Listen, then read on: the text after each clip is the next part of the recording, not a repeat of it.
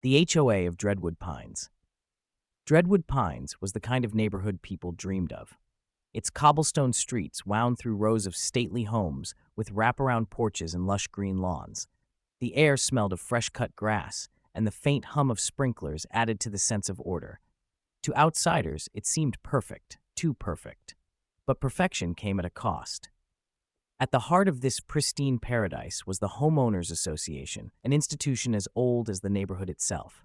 Presided over by Agnes Thistledown, the HOA enforced its rules with an iron grip.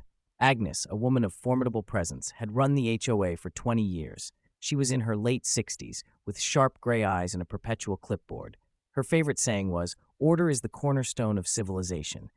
And in Dreadwood Pines, order meant following her rules. A warm welcome?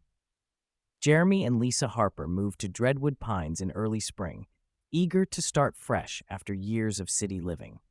Their two young children, Sophie and Max, were thrilled with the spacious backyard and the promise of neighborhood friends. The Harpers' new house, a charming colonial with blue shutters, felt like a dream come true. The dream lasted exactly 3 days. On the morning of their 4th day, Lisa found a letter taped to their front door. The envelope was embossed with the HOA's crest, 2 crossed rakes beneath a perfectly pruned tree. Notice of violation. Dear Mr. and Mrs. Harper, it has come to our attention that your front door wreath exceeds the permitted size of 18 inches in diameter.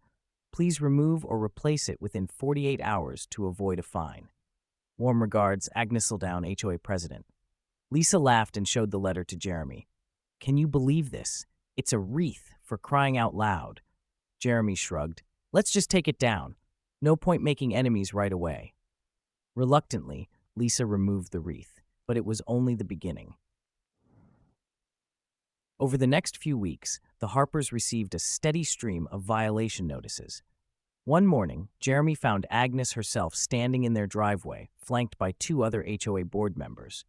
Mr. Harper, Agnes said, her tone clipped, your trash bin was left out for 17 minutes past the approved time window yesterday. That's a $25 fine.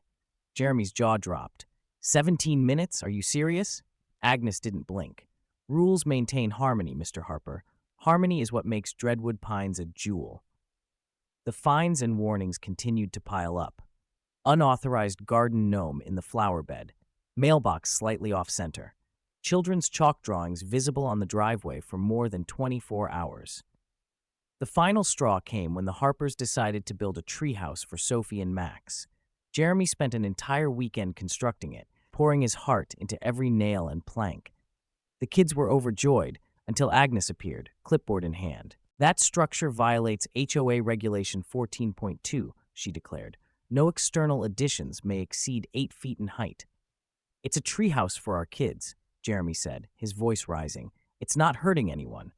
It's hurting harmony, Agnes snapped. You have 48 hours to dismantle it. The neighbors speak.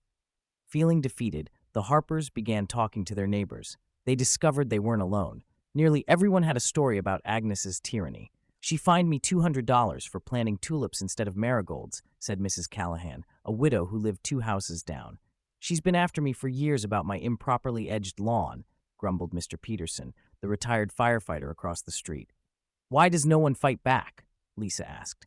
Mrs. Callahan sighed. People have tried, but Agnes always finds a way to win.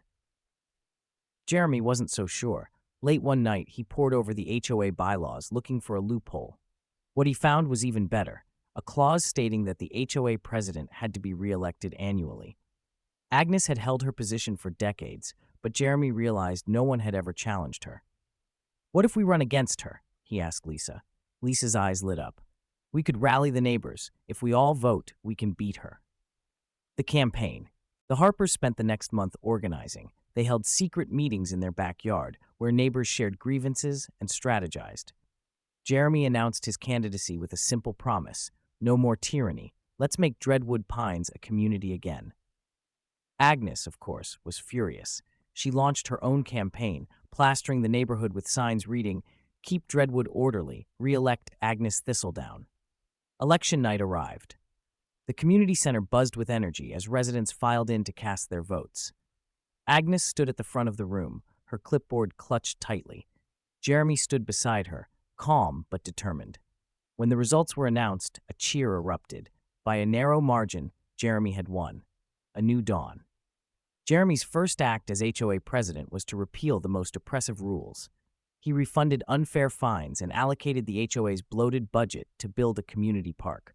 The treehouse, now adorned with colorful paint and a welcome sign, became a symbol of the neighborhood's newfound freedom. As for Agnes, she retreated into her house, rarely seen except for the occasional peek through her curtains. Rumor had it she still carried her clipboard, waiting for the day when the rules would return. But Dreadwood Pines was no longer hers to control, and for the first time in years, the neighborhood truly felt like home.